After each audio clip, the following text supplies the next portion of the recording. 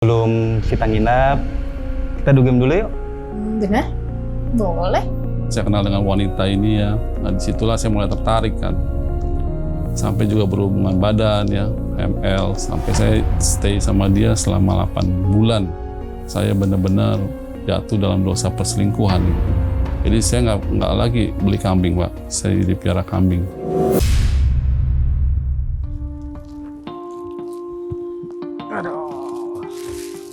Mama makin hari makin cantik. Ma, nih Ma, Papa bawa makanan. Ini makanan kesukaan Mama. Ada 2 rasa nih Ma. Loh, kok ditolak sih Ma? Ya udah, ini Mama cobain. Papa ke kamar dulu. Badan Papa pegel. Ya, nih dicobain nih.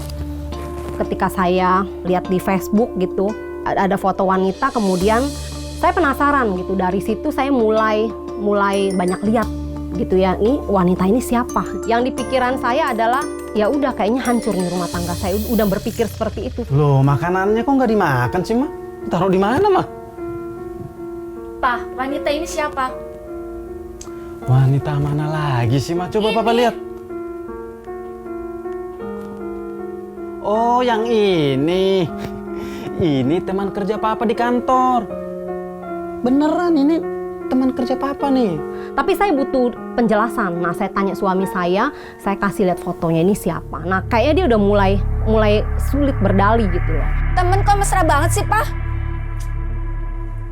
Ma, percaya sama Papa, Ma. Ini itu cuma teman kerja di kantor, Ma.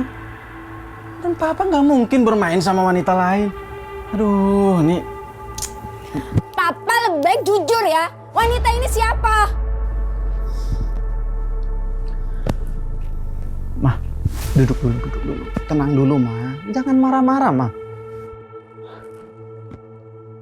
Ya udah. Papa jujur nih, Ma. Tapi Mama maafin Papa ya. Papa memang berteman sama wanita itu. Karena saya desak terus, akhirnya dia mulai mengakui. Tapi Mama percayalah. Papa itu udah mau menyelesaikan hubungan dengan dia, Ma.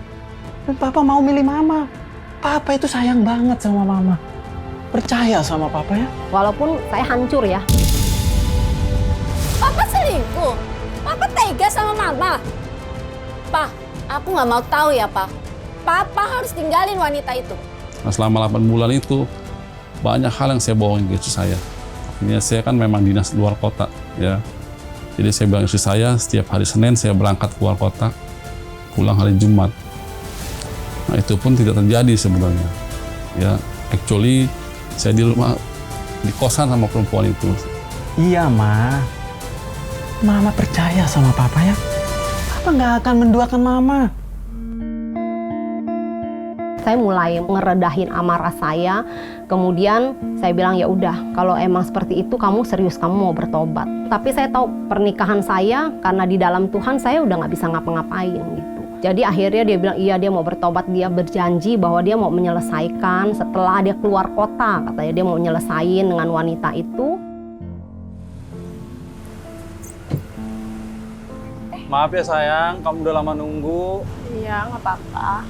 Sayang, maaf ya yang kemarin ya.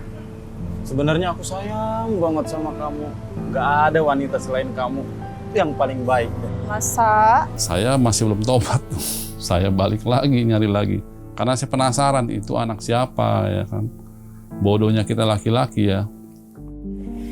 Kamu mau kemana? Mau pulang. Loh, kok pulang? Aku tuh lagi hamil. Gak bisa dong kamu pulang. Aku gak mau tahu, kamu tuh harus tanggung jawab. Berani berbuat harus berani bertanggung jawab. Sampai di titik terakhir wanita itu bilang saya hamil. Akhirnya saya dengar, saya angkat telepon tuh suami saya. Jadi suami saya lagi ribut dengan wanita itu. Berantem gitu. Berantem akhirnya saya tanya di mana. Wanita itu kenapa bisa hamil, Pak? Sebenarnya perasaan saya kesel, kenapa? Karena kan dibilang keluar kota gitu. Tapi kok ada bersama dengan wanita itu kesel banget gitu ya. Cuman akhirnya nggak tahu kenapa saya tenang sih. Mungkin karena saya udah menyiapkan diri saya ya. Karena saya udah memutuskan untuk mengampuni kan. Terakhir udah mentok-mentok, ya udahlah. Saya temuin dia sama istri saya. Saya benar-benar hamil. Saya nggak mengada-ngada.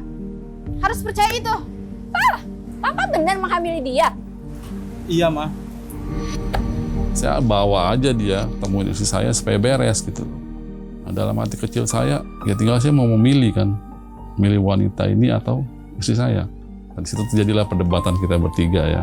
Kalau kayak gitu, kamu minta pertanggungjawaban suami saya yang nakal ini. Dan kamu ketemu sama keluarganya. Ya, saya mau ketemu dengan keluarganya dan minta pertanggungjawaban sama keluarganya.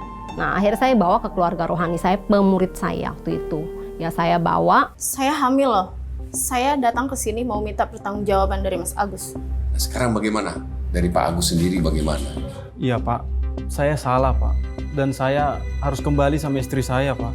Untuk kehamilan kamu, biar saya yang urus. Loh, kenapa Anda yang urus? Yang harusnya tanggung jawab Mas Agus dong. Saya ini kan istrinya, saya lebih berhak dong. Jadi untuk kehamilan kamu, biar saya yang urus. Tapi dia yang berbuat. Kenapa ibu yang tanggung jawab? Iya, karena ini suami saya. Wanita selingkuhannya datang ke rumah saya. Wah, ini mah urusannya panjang nih dan bisa sampai pagi, saya bilang. Dengar ya, ini kan istrinya. Jadi kalau kamu minta menikah itu tidak mungkin, dan dia sudah bilang dia minta maaf dan dia mau kembali ke istrinya. Kalau benar-benar kamu hamil, Tapi memang kenyataannya saya hamil. ya kita periksa ke dokter. Tidak usah. Saya bisa sendiri. Saya bisa pergi sendiri. Semua tenang, tiba-tiba dia gelisah. Ya, ini kehebatannya Tuhan kita ya. Yang terjadi adalah apa? Wanita ini permisi dari rumah saya.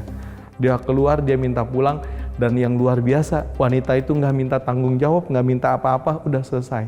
Dan baru kami bisa kenal pribadi Pak Agus Wibawa. Dan bukan hanya sampai di situ, ya selain pemutusan dosa perzinahan atau percabulan, ya pelepasan, yang paling penting adalah pemulihan. Ya, kata pemulihan ini penting sekali karena orang yang baru sakit tentu butuh recover. Kami mendampingi pasangan ini untuk mengalami pemulihan demi pemulihan. Saya bilang, kamu Pak Agus bagiannya adalah peluk istri, ya kamu ya sebagai suami berkatin istri. Wah, pasti bilang begitu, istrinya langsung bilang, wah nggak mungkin lah dia berkatin, dia nggak biasa begini. Kamu bagiannya diem, saya bilang. Saya kasih PR sama Pak Agus, istri saya kasih PR sama Ibu Ceni. Nah, di situ mereka ada ketaatan, walaupun di hatinya berat untuk melakukan itu, tapi ketika ada roh Tuhan, ada kasih karunia berlimpah. Akhirnya mereka melakukan ketaatan. Dari ketaatan mereka itu, saya dan istri melihat sungguh luar biasa pemulihan itu terjadi. Ini hati masih marah, tapi kan karena saya mau mengampuni, saya belajar. Apa yang sudah dipersatukan Tuhan tidak bisa diperceraikan oleh manusia. Ya karena itu saya pegang, ikut Yesus emang harus mengampuni dan mengasihi, dan saya mau belajar gitu. Ya meskipun buat saya nggak mudah. Bisa pulih sampai dengan sekarang gitu. Nah, pasti bukan proses yang gampang ya. Yang perlu dari saya pribadi, ya ketika istri saya mengingat itu kembali, ketika dia ngomel-ngomel tiba-tiba meledak atau menyampaikan hal-hal itu lagi, ya kita harus berespon benar. Itu yang saya belajar, respon hati dan sikap hati yang benar ya. Jadi biarpun istri marah-marah kayak gimana, ya saya nggak boleh marah. Pergaulan saya tinggalin semua dan saya berbalik kepada Tuhan.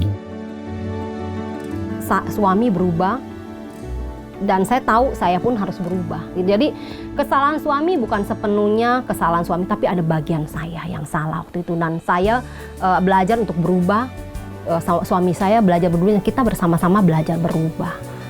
Tuhan luar biasa ya, dia bisa merubah suami saya yang hancur gitu ya. Sampai sekarang gitu, saya merasakan banget dia memimpin saya sebagai istri menjadi imam, raja, dan dami. Ternyata cerita di Alkitab apa yang Tuhan ngomong itu ada, dan itu terjadi pada suami saya. Ya saya bersyukur sekali ya, Tuhan baik buat hidup saya ya. Tuhanlah yang merubah hidup saya sehingga saya bisa sampai dengan hari ini.